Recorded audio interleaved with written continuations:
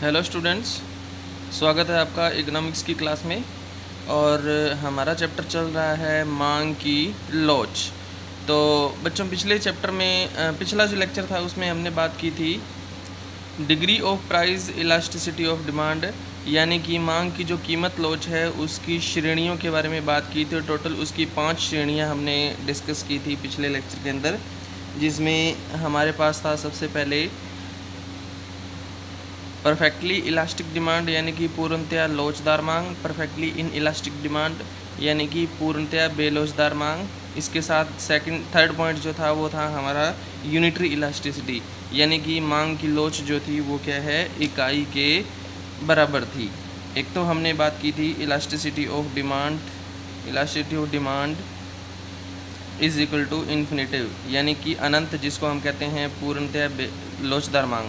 ठीक है। उसके बाद elasticity of demand is equal to 0, जिसको हमने कहा था पूर्णतया बेलोचदार मांग। उसके बाद था elasticity of demand is equal to 1, ये था यूनिटरी इलास्टिसिटी ऑफ डिमांड, यानी कि मांग की लोच इकाई के बराबर। इसके बाद हमने बात की थी elasticity of demand greater than 1, यानी कि एक से ज़्यादा, मांग की जो कीमत लोच है वो क्या है, एक से ज़्यादा हो। ठीक है। उसके बाद था fifth point elasticity of demand less than 1, यानी कि इकाई से कम लोचदार मांग। तो ये 5 हमने क्या है टॉपिक की पॉइंट किए थे इसके अंदर, और इसमें मैंने आपको एग्जांपल भी क्या है बताए थे, तो मैं एक बार आपको थोड़ा सा रिपीट कर देता हूँ। जब इलास्टिसिटी ऑफ डिमांड क्या है इज इक्वल टू इन्फिनिटी हो, यानी कि पूर्णतया लोचदार मांग हो, तो उसमें हमने बात की थी पूर्ण प्रतियोगिता बाजार के बारे में, जिसमें हमने एग्जांपल लिया था कि 4-5 क्या है दुकानदार हैं जो आलू बेच रहे हैं, सेम रेट पे क्या है बेच रहे हैं। उसके बाद क्या है elasticity of demand is equal to 0, जिसमें हमने एग्जांपल दिया था नमक का।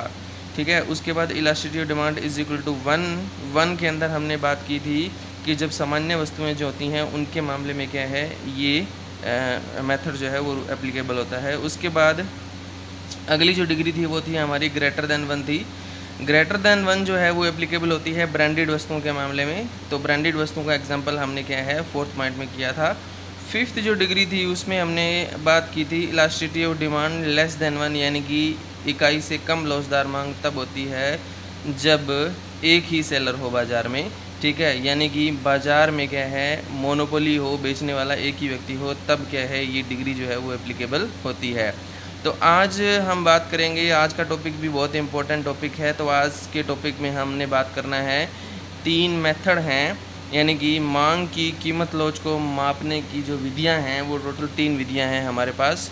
तीनों की तीनों विधियां इंपॉर्टेंट हैं। एग्ज़ाम में क्या है मोस्टली मतलब 99.9% चांस इसके रहते हैं। हो सकता है कभी कभार एग्ज़ाम में कभी क्वेश्चन ना आया हो, बट मोस्टली जो है वो एग्ज़ाम के अंदर क्या है ये क्वेश्चन आता है कि 3 जो मेथड हैं उन 3 मेथड में से क्या है कोई एक मेथड जो है वो क्या है हमेशा पूछा जाता है।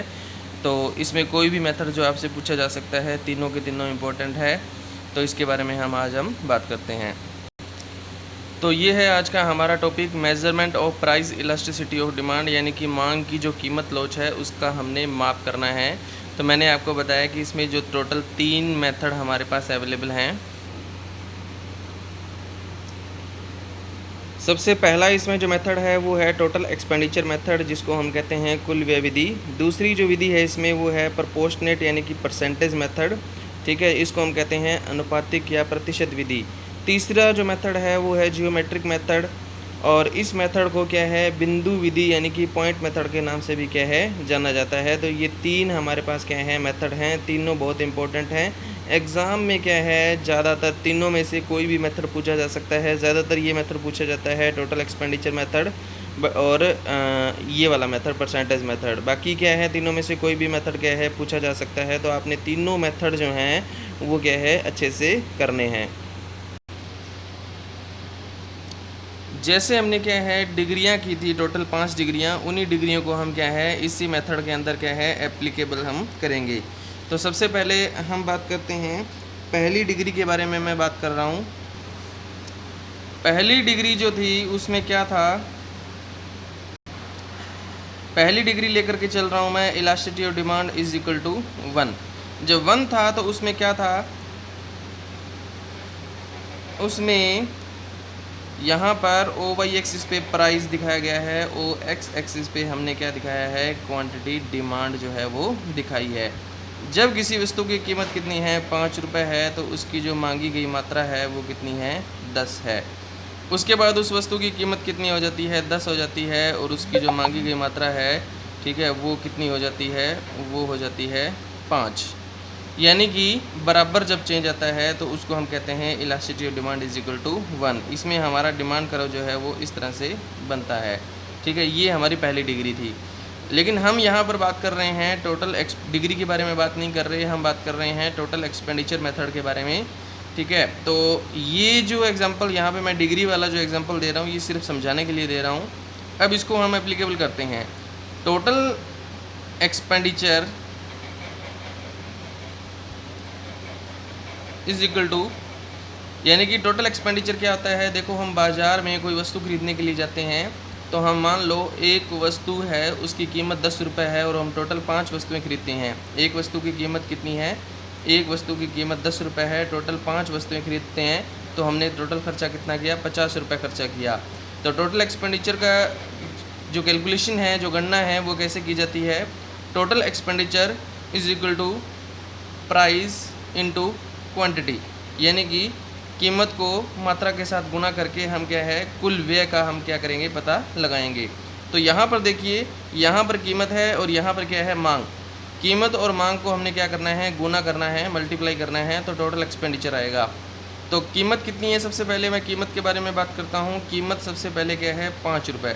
यहाँ पर कीमत कितनी है, 5 रुपये। जब का 5 रुपये कीमत है, तो मांग कितनी हो रही थी, 10 इकाइयों की डिमांड जो है वो की जा रही थी, ठीक है। तो टोटल एक्सपेंडिचर कितना हुआ, यहाँ पर 50, ठीक है, 50 रुपये क्या हुआ, कुल व्यय हुआ। उसके बाद क्या है, देखो यहाँ पर कीमत 5 थी, अब कीमत कितनी होगी, 10। कीमत 10 होगी तो मांग कितनी होगी, वापस 5 हो गई है, ठीक है। तो अब हम मल्टीप्लाई करेंगे तो टोटल एक्सपेंडिचर कितना आ रहा है, 50 रुपये आ रहा है, ठीक है। तो यहाँ डिग्री में और इस मेथड में इसमें फ़र्क क्या है कि जो डिग्री होती है उसमें हम क्या है, रिलेशनशिप देखते हैं, प्राइस का रिलेशनशिप देखते हैं, किसके साथ, हम देखते हैं क्वांटिटी डिमांड के साथ क्या है, रिलेशनशिप देखते हैं। लेकिन जो कुल व्यय विधि होती है, यहाँ पर क्या है, क्वांटिटी डिमांड के साथ रिलेशनशिप नहीं देखा जाता, यहाँ पर रिलेशनशिप देखा जाता है इन दो चीज़ों के बीच में, ठीक है। आपने ध्यान रखना है कि जब हम कुल व्यय विधि को लेकर के चलते हैं तो दो चीज़ों के बीच में संबंध देखा जाता है, और उसके आधार पर क्या है, देखा जाता है कि मांग की लोच इकाई है, इकाई से अधिक है या इकाई से कम है। तो यहाँ दो चीज़ों के बीच में रिलेशनशिप जो देखेंगे वो किन किन के बीच में देखेंगे, टोटल एक्सपेंडिचर और कीमत के बीच में। यानी कि जब कीमत में परिवर्तन होने पर कुल व्यय में कोई परिवर्तन ना आए। ये देखिए, यहाँ पर ये कुल व्यय है, टोटल एक्सपेंडिचर है, कीमत क्या हो रही है, बढ़ रही है। कीमत बढ़ने पर क्या है, कुल व्यय में कोई परिवर्तन नहीं आया। यानी कि जब 5 रुपये कीमत है तब भी कुल व्यय कितना है, 50 रुपये है, और जब 10 रुपये कीमत होगी तब भी वो कितना है, 50 रुपये ही है। यानी कि कीमत में परिवर्तन होने पर कुल व्यय में जब कोई परिवर्तन नहीं आता, ठीक है, तो उसको हम क्या कहते हैं, उसको कहते हैं elasticity of demand is equal to 1। इस तरह से हमने क्या है, कुल व्यय विधि के अंदर बताना है, ठीक है। ये वाला जो एग्जांपल लिया है मैंने सिर्फ इसको समझाने के लिए कि किस तरह से कुल व्यय का पता लगाया जाता है। तो यहाँ पर भी देखो क्या है, हमारी इलास्टिसिटी ऑफ डिमांड डिग्री के अंदर भी क्या है, 1 है, ठीक है। और इसी हमने एग्जांपल को यहाँ पर हमने अप्लाई किया, तो यहाँ पर भी इलास्टिसिटी ऑफ डिमांड कितनी आएगी, 1 आएगी, ठीक है। और इसका नियम क्या होता है, इसका रूल ये होता है कि प्राइस में परिवर्तन होने पर क्या है, कुल व्यय में क्या है, कोई परिवर्तन नहीं आना चाहिए। तब मांग की लोच जो होती है वो क्या होती है, इकाई के बराबर होती है। अब इसी चीज़ को हमने डायग्राम में दिखाना है, ठीक है। तो डायग्राम में जब हम इसको दिखाएंगे तो किस तरह से दिखाएंगे, देखो यहाँ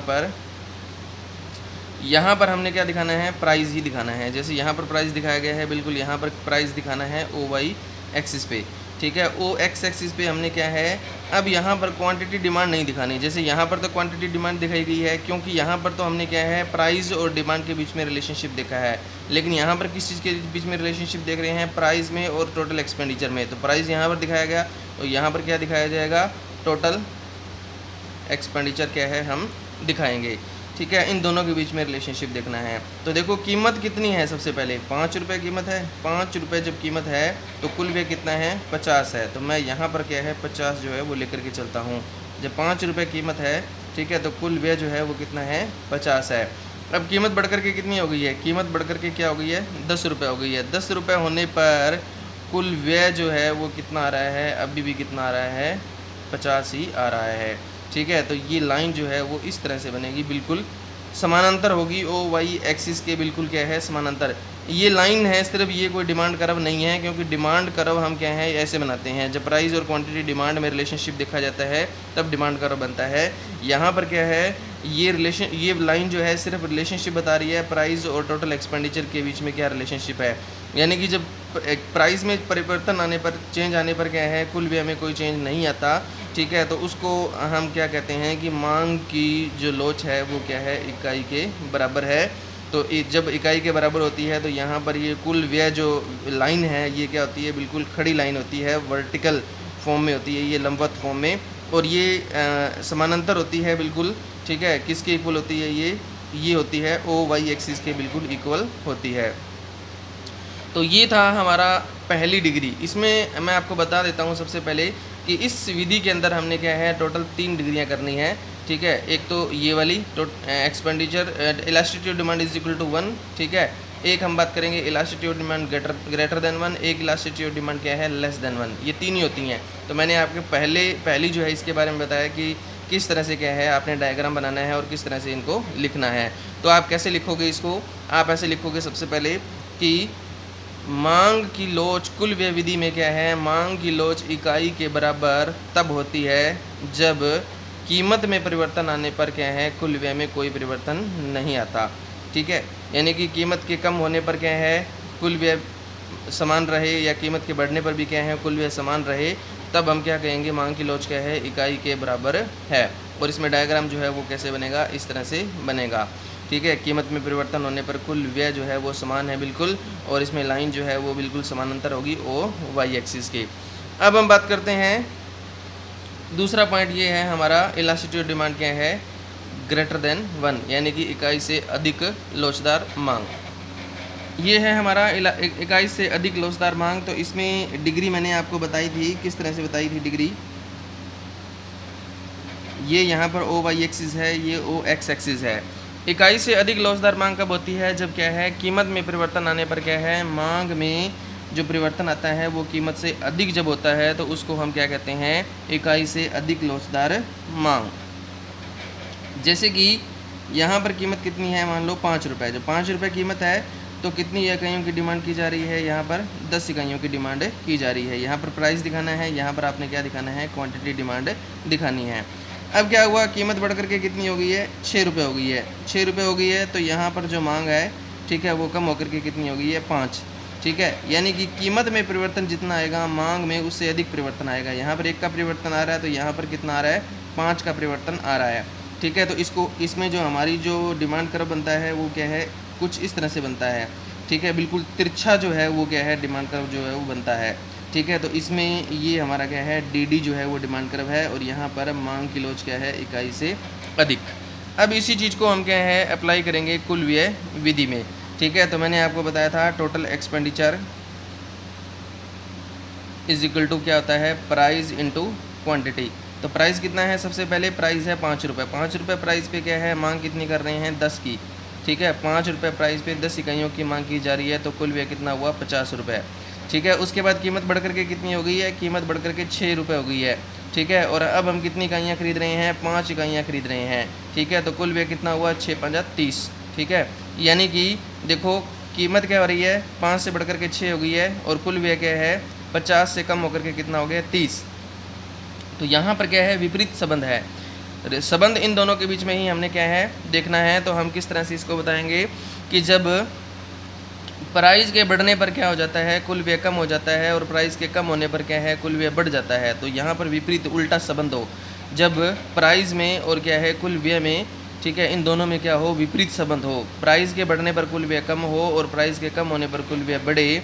ठीक है, तो ऐसी दशा को हम क्या कहते हैं, इलास्टिट्यूड डिमांड क्या कहते हैं, ग्रेटर देन 1 कहते हैं, इकाई से अधिक लोचदार मांग कहते हैं। अब इसको डायग्राम में आप कैसे दिखाओगे, डायग्राम में हमने इस तरह से इसको दिखाना है।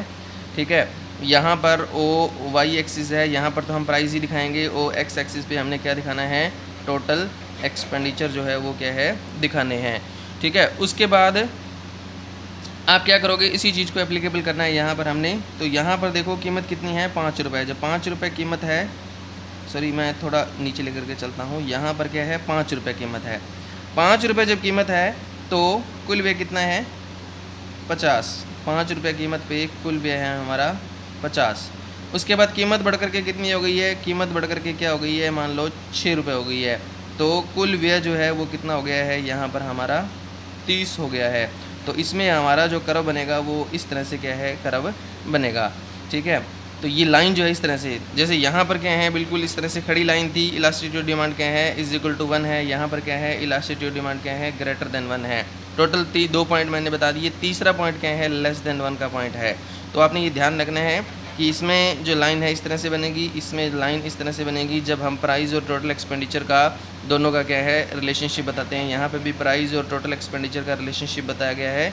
ठीक है, अगला जो पॉइंट आ रहा है वो आ रहा है हमारा elasticity of demand less than 1।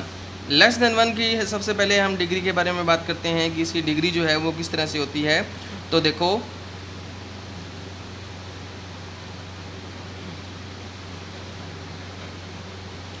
यहाँ पर ओ वाई एक्सिस है, यहाँ पर ओ एक्स एक्सिस पे है, यहाँ पर प्राइस दिखाया गया है और यहाँ पर क्या है क्वांटिटी डिमांड दिखाई गई है। इकाई से कम लोचदार मांग कब होती है, जब कीमत में परिवर्तन आने पर मांग में कम परिवर्तन आए। जैसे कि यहाँ पर कीमत कितनी है 5 रुपये, ठीक है, और यहाँ पर सबसे पहले यहाँ पर मैं लेता हूँ 10 रुपये। जब 10 रुपये कीमत है, ठीक है, तो मांग जो है 10 रुपये कीमत पे मांग जो है वो कितनी है 5 इकाइयों की मांग जो है वो की जा रही है। अब कीमत जो है वो कम होकर के कितनी हो गई है, मान लो 5 रुपये कीमत हो गई है, तो अब जो है वो मांग बढ़ कर के कितनी हो गई है, मान लो यहाँ पर 6 रुपये हो गई है। ठीक है, तो यहाँ पर जो है हमारा कर्व जो है वो इस तरह से कर्व बनता है डिमांड कर्व। ठीक है, इसको हम कहते हैं elasticity of demand less than 1। अब इसी चीज़ को हमने क्या करना है कुल व्यय विधि में करना है। तो यहाँ पर हम बात करेंगे total expenditure is equal to price into quantity. ठीक है, तो सबसे पहले कीमत कितनी है, मान लो ये हम कीमत लेकर के चलते हैं यहाँ पर 5 रुपये। ठीक है, 5 रुपये कीमत पे कितनी इकाइयों की मांग की जा रही है 6 की। ठीक है, 5 रुपये कीमत है, 6 इकाइयों की मांग की जा रही है, तो 6 पंजा कितना आ गया 30 आ गया। उसके बाद क्या है कीमत बढ़ करके कितनी हो गई है 10 रुपये कीमत हो गई है, तो 10 रुपये कीमत पे कितनी इकाइयों की मांग की जा रही है 5 की। ठीक है, 5 की जा रही है, तो ये कितना आ गया 50 आ गया। तो देखो कीमत क्या हो रही है बढ़ रही है, यहाँ पर 5 से कितनी हो गई है 10, तो कीमत बढ़ने पर ठीक है टोटल एक्सपेंडिचर भी क्या हो गया है बढ़ गया है, 30 से बढ़ करके कितना हो गया है 50 हो गया है। तो मैंने आपको बताया था कि जब ग्रेटर देन 1 होता है, यहाँ पर हम बात कर रहे हैं लेस देन 1 की, तो जब ग्रेटर देन 1 होता है तब क्या होता है कि कीमत के बढ़ने पर टोटल एक्सपेंडिचर कम हो जाता है और कीमत के कम होने पर टोटल एक्सपेंडिचर बढ़ जाता है। उल्टा जब रिलेशनशिप हो कीमत में और कुल व्यय में एक उल्टा रिलेशनशिप हो तब होता है इलास्टिसिटी ऑफ डिमांड क्या है ग्रेटर देन 1। और जब कीमत में परिवर्तन आने पर क्या है कुल व्यय में कोई परिवर्तन ना आए तो उसको क्या कहते हैं इज इक्वल टू 1। और जब क्या है कीमत के बढ़ने पर कुल व्यय बढ़ जाए और कीमत के कम होने पर क्या है कुल व्यय कम हो जाए तो उसको हम क्या कहते हैं इलास्टिसिटी ऑफ डिमांड, उसको कहते हैं लेस देन 1। ठीक है, तो यहाँ पर हमारी जो है इलास्टिसिटी ऑफ डिमांड क्या है लेस देन 1 है। ठीक है, तो इसको हम कहेंगे, देखो डायग्राम में हम भी इसको बना करके देखते हैं। तो ये हमारे पास क्या है डायग्राम है, ओ वाई एक्सिस है और यहाँ पर ओ एक्स एक्सिस है। ठीक है, यहाँ पर हमने क्या दिखाना है टोटल एक्सपेंडिचर जो है उनको दिखाना है और यहाँ पर क्या दिखाना है प्राइस जो है वो दिखाना है। ठीक है, अब क्या है देखो यहाँ पर कीमत कितनी है, मान लो 5 रुपये कीमत, जब 5 रुपये है ठीक है तो 5 रुपये कीमत पे कितनी एक्सपेंडिचर कितने हो रहे हैं 30 के एक्सपेंडिचर हो रहे हैं। 5 रुपये कीमत है तो एक्सपेंडिचर कितने हो रहे हैं 30। अब कीमत बढ़ करके कितनी हो गई है 10 रुपये, कीमत 10 रुपये हो गई है तो कुल व्यय कितना हो गया है 50 हो गया है। ठीक है, ये इस तरह से क्या है यहाँ पर क्या हो गया 50। तो यहाँ पर लाइन जो है वो कैसे बनेगी इस तरह से। तो देखो 3 तरह के कर्व बनाए हमने, 3 तरह के पॉइंट थे हमारे पास। मांग की लोच इकाई के बराबर, ठीक है, इकाई से अधिक और इकाई से कम। जब इकाई के बराबर होती है तो लाइन इस तरह से बनती है और हमने संबंध जो देखना है कुल व्यय में और प्राइस में संबंध देखना है, सॉरी कुल व्यय में और कीमत जो है उन दोनों में क्या है संबंध देखना है। तो जब क्या है इलास्टिसिटी ऑफ डिमांड क्या होती है इज इक्वल टू 1 होती है तो हमारा जो कर्व है बिल्कुल सीधी लाइन बनेगा। जब क्या है ये ग्रेटर देन 1 होती है तो कर्व जो है वो इस तरह से बनेगा क्योंकि ग्रेटर देन 1 में विपरीत संबंध होता है। और जब क्या है लेस देन 1 होता है तो सकारात्मक संबंध होता है, पॉजिटिव रिलेशनशिप होता है, तो लाइन जो है वो इस तरह से बनेगी। तो अब हमने क्या करना है इन तीनों जो हमने डायग्राम बनाए हैं इन तीनों को क्या है कंबाइन करना है एक ही डायग्राम में। तो यहाँ पर ओ वाई एक्सिस है, यहाँ ओ एक्स एक्सिस है, यहाँ पर हमने क्या दिखाना है, प्राइस दिखाना है, और यहाँ पर हमने क्या दिखाना है, टोटल एक्सपेंडिचर जो है वो दिखाने हैं। ठीक है, तो सबसे पहले हम बात करते हैं इलास्टिसिटी ऑफ डिमांड। सबसे पहले हम बात करते हैं लेस देन 1 की। तो लेस देन 1 में क्या होता है, पॉजिटिव रिलेशनशिप होता है। तो लाइन हमारी क्या है, ऊपर की तरफ जाती है इस तरह से। ठीक है, जैसे कि हमने क्या है यहाँ पर ये वाला डायग्राम बनाया है कि इन दोनों में क्या है, पॉजिटिव रिलेशनशिप है। कीमत बढ़ने पर क्या है, कुल व्यय बढ़ जाता है। तो बढ़ता है तब क्या होगा, हमारी इलास्टिसिटी ऑफ डिमांड क्या होती है, लेस देन 1 होती है। तो यहाँ पर भी हमने क्या करना है, इसको ऊपर की तरफ लेके जाना है। तो यहाँ पर इसको हम नाम देते हैं ए से बी पॉइंट। ठीक है, ए से बी पॉइंट तक क्या है, मांग की जो लोच है वो क्या है, लेस देन 1 है।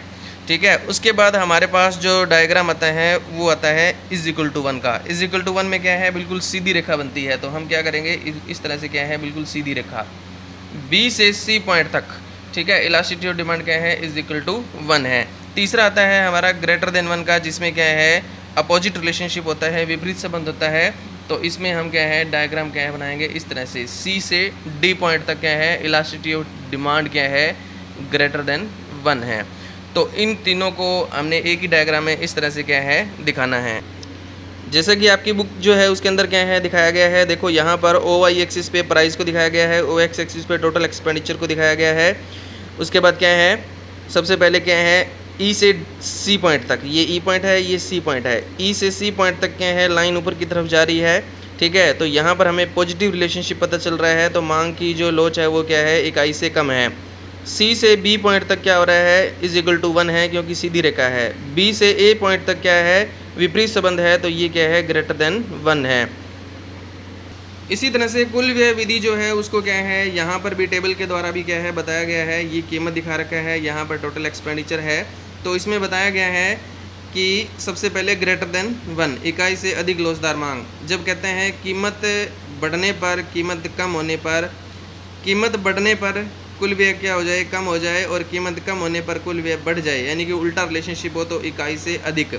यूनिटरी क्या है, कीमत बढ़ने पर कोई परिवर्तन नहीं, कीमत कम होने पर कोई परिवर्तन नहीं, तो क्या होता है, इकाई लोचदार मांग। उसके बाद क्या कहता है, इकाई से कम लोचदार मांग। इसमें क्या होता है, कीमत बढ़ने पर कुल व्यय बढ़ जाएगा, कीमत कम होने पर कुल व्यय क्या हो जाएगा, कम हो जाएगा। तो इसको क्या कहेंगे, less than unitary elasticity of demand. तो ये हमारा पहला मेथड था, टोटल एक्सपेंडिचर मेथड। और अब अगला जो लेक्चर होगा उसमें हम बात करेंगे जो रह गए हैं हमारे मेथड, ठीक है, उनके बारे में हम बात करेंगे। तो ये मेथड जो है आपने अच्छे से समझना है, और किसी की कोई क्वारीज हो तो समझ में ना आए तो मेरे को मैसेज कर सकते हो आप। Okay, thank you.